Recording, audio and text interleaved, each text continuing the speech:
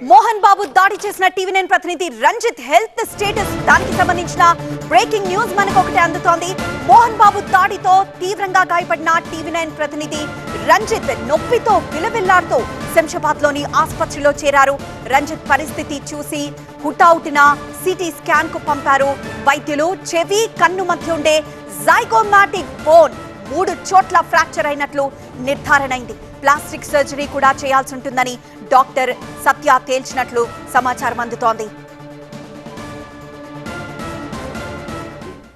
కేసులో అది కొట్టడం వల్ల 3 చోట్ల ఫ్రాక్చర్ అనేది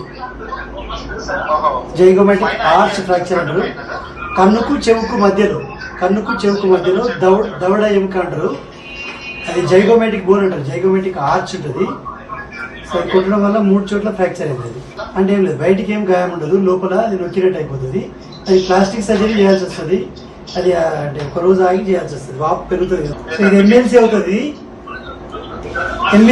medico legal case. Mohan Babu దాడితో తీవ్రంగా గాయపడిన టీవీ9 ప్రతినిధి రంజిత్ పెయిన్ తో విలవిల్లాడిపోవడంతో అక్కడే శంషాబాద్ లోని ఆసుపత్రిలో చేరారు. అయితే శంషాబాద్ ఆసుపత్రికి చేరుకున్న వెంటనే హుటాహుటిన సిటీ స్కాన్ కు పంపారు వైద్యులు. ఆ సిటీ స్కాన్ కి సంబంధించిన దృశ్యాలు ప్రస్తుతం మనం చూస్తున్నాము. చెవి కన్ను మధ్య ఉండే జైగోమాటిక్ బోన్ అంటారు. ఆ బోన్ 3 చోట్ల ఫ్రాక్చర్ అయినట్లు తెలుస్తోంది. అంటే ఒకవేళ సైంటిఫికల్లీ మాట్లాడుకోవాలంటే జైగోమాటిక్ బోన్ దానికి ఎక్కడ సూచర్స్ వేసే ఛాన్స్ కూడా లేదు. దాన్ని కొంచెం క్లిష్టమనే చెప్పుకోవాలి. ప్లాస్టిక్ సర్జరీ చేయాల్సి ఉంటుందని డాక్టర్ సత్య తేల్చారు. ఎందుకంటే అది మొత్తం సింగిల్ బోన్ ఫార్మేషన్ లాగా ఉంటుంది.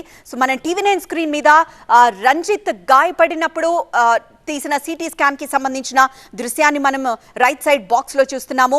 సో ఎన్ని ప్లేసెస్ లో ఆ ఫ్రాక్చర్ ఎంత క్లియర్ గా కనిపిస్తుందో మనం చూస్తున్నాము. ఈ ఫ్రాక్చర్స్ జస్ట్ కన్ను చెవికి మధ్య జరిగిన ఆ ఫ్రాక్చర్ అది.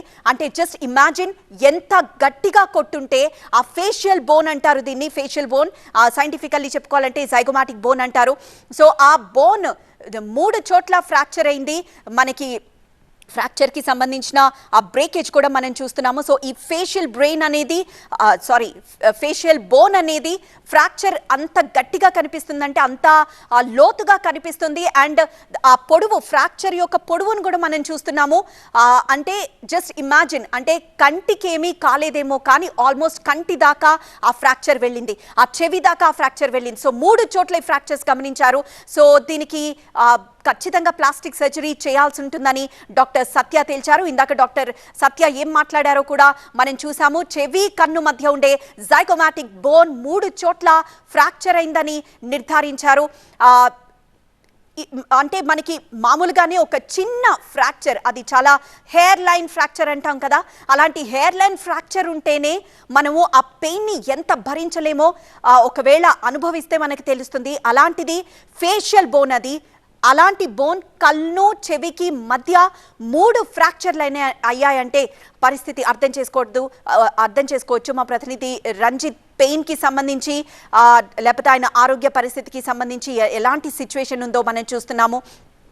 నొప్పితో విలవిల్లాడుతూ మోహన్ బాబు ఆ మైక్ లాక్కొని దాన్ని పట్టుకుని రంజిత్ ని ఒక్కసారిగా కొట్టగానే ఆయన నొప్పితో విలవిల్లాడిపోయారు. ఎలా అంటే చెయ్యి గట్టిగా అదిమి పట్టుకుంటేనే కంట్రోల్, అంటే కనీసం నుంచోలేని పరిస్థితి. అక్కడ పక్కకు వెళ్ళి అలా కూర్చుండిపోయారు. అక్కడ ఏం జరుగుతుందో కూడా ఆయన తెలుసుకోలేని పరిస్థితి.